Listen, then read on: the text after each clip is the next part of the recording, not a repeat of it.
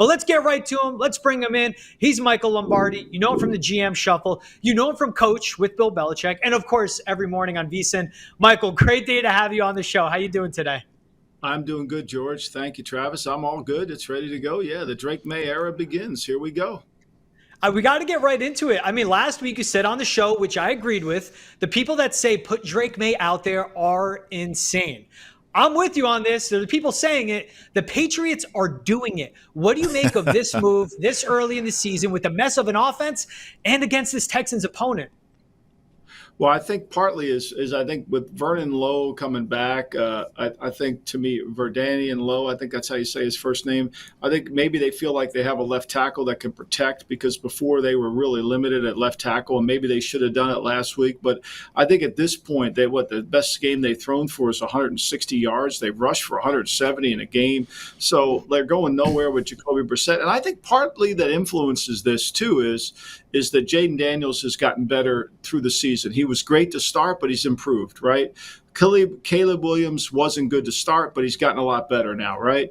And same thing with Bo Nix. Bo Nix wasn't great to start, but he's gotten a lot better. And I think to me, that probably told people in the Patriot organization and obviously Mayo that, maybe we just need this kid needs playtime. And remember, now he's played less than any of these other kids have played in college. So he needs reps more than anybody. And I think ultimately that's the key. He's got to get out there. And look, I don't want him to get the crap beat out of him like Jacoby Brissett did, but I don't think they have any choice. I mean, they're watching all these other quarterbacks play well in the league, these rookies, and they're just sitting there and they can't move the football at all. So, let's face it. Why not try to see if this kid will give us a little bit of a spark?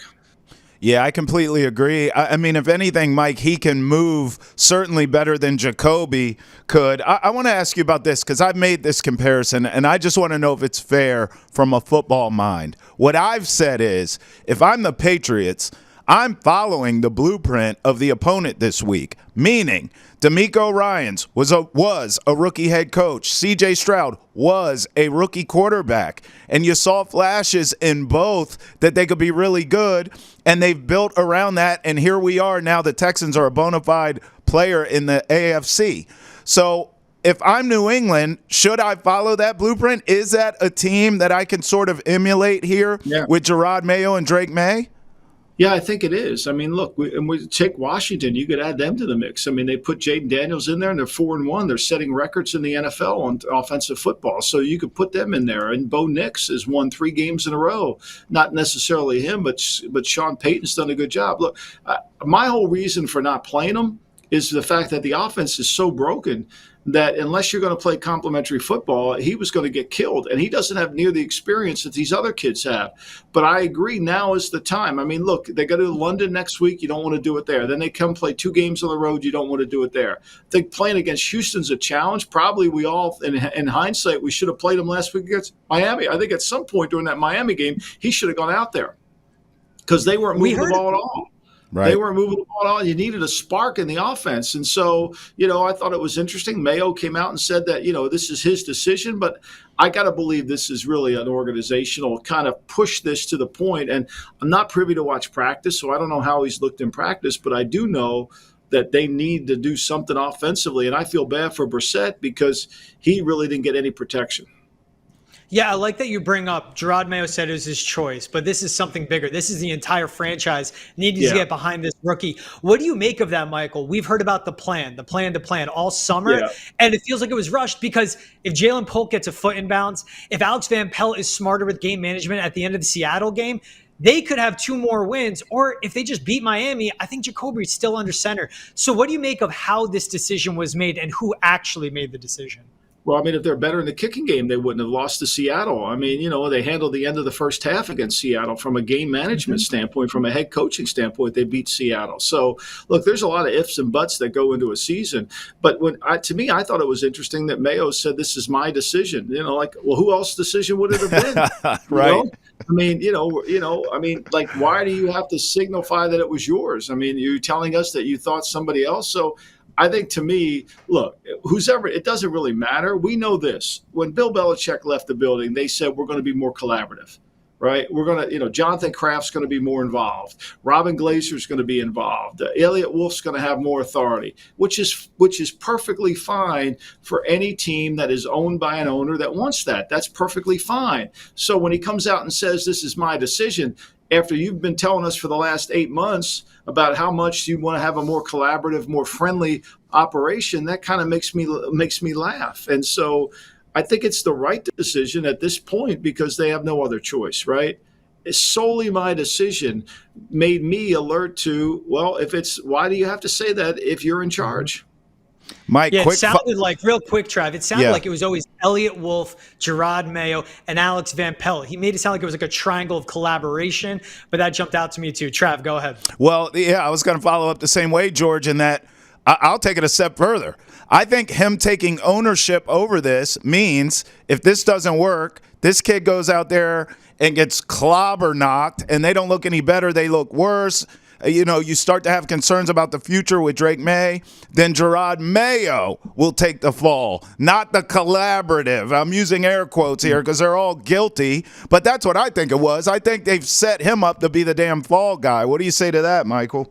Well, I think to me, look, he is the head coach, right? And they all want to be collaborative, but somebody needs to be the decision maker. The buck stops with somebody. And so he needs to finally say, this is, what we're going to. He's been spending most of his time saying we're collaborating. And, I'm in favor of one guy in charge. I'm in favor of, let's just make a decision and go. Let's, give input. I think input's important, but there can only be one decision maker. There can be only one person who can identify the problems that await you. So I think that's pretty clear. And I think, look, it's not going to get any better. I mean, they're not good enough in the offensive line.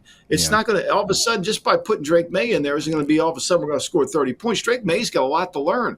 Now, he's going against the defense that is pretty much static, right? They play similar fronts all the time. Their coverages are easy to read. They rely on the athleticism of their edges. They rely on the speed of their linebacker. Stingley's an outstanding cover corner. So it's going to be a hard game. And if they get behind in this game, which is very easy to do against Houston, then all of a sudden, if it becomes a 40, 45 pass game, Drake Maye is going to get beaten up.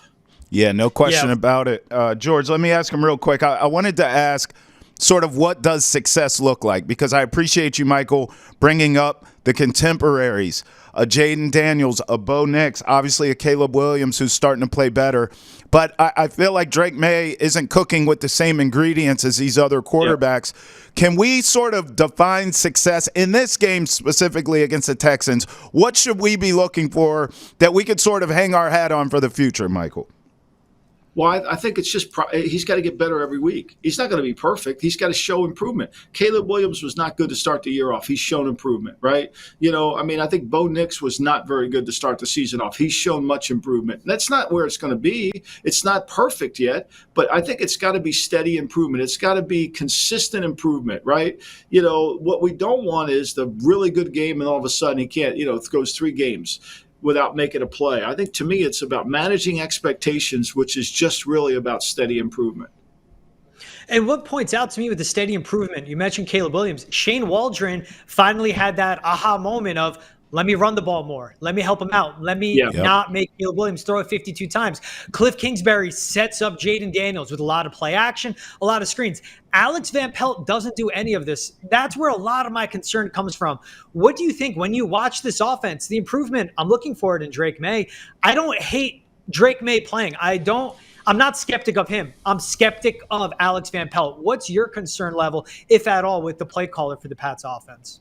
I think it's certainly justifiable, but I also think that the offensive line needs to improve too. We haven't seen him. We talk about one thing you have to do with a football team is improve as the year goes on, right? What you are in week 1, you can't be in week 5. You got to improve, and they haven't improved in this offensive line. Now they've had a bunch of injuries. I grant you that. They lose their best player, David Andrews, or their leader, David Andrews. Their tackle situation, we knew going into the season was bad, and it's been bad all year, and that's a hard thing to overcome. So to me, but I was looking for is more improvement, right? I thought I saw the improvement from preseason to week 1 in the season in terms of how their offensive line blocked Cincinnati. But little did we know then that Cincinnati really is bad on defense. I mean, for as much as we want to, Cincy's really bad on defense. They can't play. They don't know how to play run fits. They don't get off blocks. For a myriad of reasons, they're bad. So to me, I think that's the issue. And I think to me, the improvement has to happen, and Alex Van Pelt's the instrument that drives the improvement. Yeah, and the one thing that I like about the offensive situation, the one thing I can give, if they have the same starting five on Sunday against the Texans, it's the first time in back-to-back games you will see the same starting five up front in the offensive line for the Patriots this season. I love the perspective you give us from Gillette Stadium. I want to take you, if you're sitting in the front office in Houston, when you see that news come out, Drake Maye is making his NFL debut behind this offensive line with these lack of playmakers against your defense. In my opinion, I'd be laughing my ass off. What do you think Houston is thinking when they see this matchup? They're thinking we better spy the quarterback. They think he's going to be one look and run. They think he's going to be not ready to play pro football yet, which is true. And they're going to be able to say, look, the only way he's going to move the ball on us if he takes off and runs. So we better spy the guy. We better take away his first read, and we better make damn sure they can't run the football. And the most important part of this game is going to be getting the lead. We got to play. We got to play from in front. We got to force him to have to play quarterback. We have to force him to run the offense and pass the ball. We can't allow him to thrive on run game. We got to force him into third and longs. We got to take advantage of our strength, which is our two edge rushers, Will Anderson and Hunter. We got to rush against their weaknesses, which is their tackle. And if they're not willing to chip both tackles or keep guys in, then we're going to give a lot of trouble to Drake Maye, and he's going to turn the ball over. Yeah, those are my concerns. And I'll be honest with you, defensively, the Texans don't need to worry about the run game, period, because Alex Van Pelt will take care of that. He doesn't run the damn ball. I want to set you up with this one. Last one from me, Michael. You were very passionate the last time we talked about that Jets situation and Robert Saleh in particular. Now here we are, my friend. A week later, he's out of the door. Forget the blame game. Who's to blame? Did Aaron Rodgers set him up? Whatever. I just want your thoughts because I was dying to hear from you after this firing. Were you surprised at all, or did you feel like you saw it coming? Well, I was surprised in the timing of it. Look, Parcells used to say this all the time. When a player shows you who he is, believe him, right? And so when a coach shows you who he is, believe him. Like Robert Saleh didn't become a bad coach after 5 games. He was a bad coach before. I mean, he should have been fired at the end of last year. They should have made the change. They should have revamped the whole offensive, defensive coaching. They should have revamped everything. And so, but they didn't. They waited 5 games, which to me is ridiculous. It's classic Jet. So since 2010, this franchise has won 34% of their games. They're a disaster, and they're always a disaster. And because of that, they make bad decisions. Look, I'm no Robert Saleh fan. I think to me he was not ready for the job, and he proved he wasn't. The job was too big for him. That's just part of the league we live in. But to me, after 5 games, with if you make 2 or 3 plays here or there, they're going to win them. I think if you're going to fire him, you should have fired him after the Denver game because that was embarrassing. To lose to Denver in that situation there because you didn't think it was going to rain, I mean, I think that was horrible. But for me, I was surprised at the timing. Yeah, I wasn't surprised at the Saleh firing, but the timing exactly. 20 and 36 over his tenure. Just 5 games in, and after your quarterback goes out and throws 3 interceptions in a loss to the Vikings, the second and the third really costing that game with bad throws. But what do you also make of Aaron Rodgers basically saying, no, I didn't have anything to do with it, but Nathaniel Hackett still has a job? Well, he didn't have anything to do with it. He really didn't, George, because if you know Woody Johnson, Woody's not listening to anybody. Woody's not going to be around the players. Woody's kind of a distant, aloof kind of guy, and he didn't really hire Robert Saleh. His brother did, or somebody in his family did. He was the ambassador over to Ireland. I don't think he ever bought into Robert Saleh, which makes it more ridiculous why he didn't fire him after last year. So Rodgers, to me, to get blamed for this is wrong. I think Robert Saleh, showed who he was, and I think that's pretty clear. Real quick, last one, Michael. Then what do you make of Nathaniel Hackett staying and keeping his job, but Robert Saleh getting fired?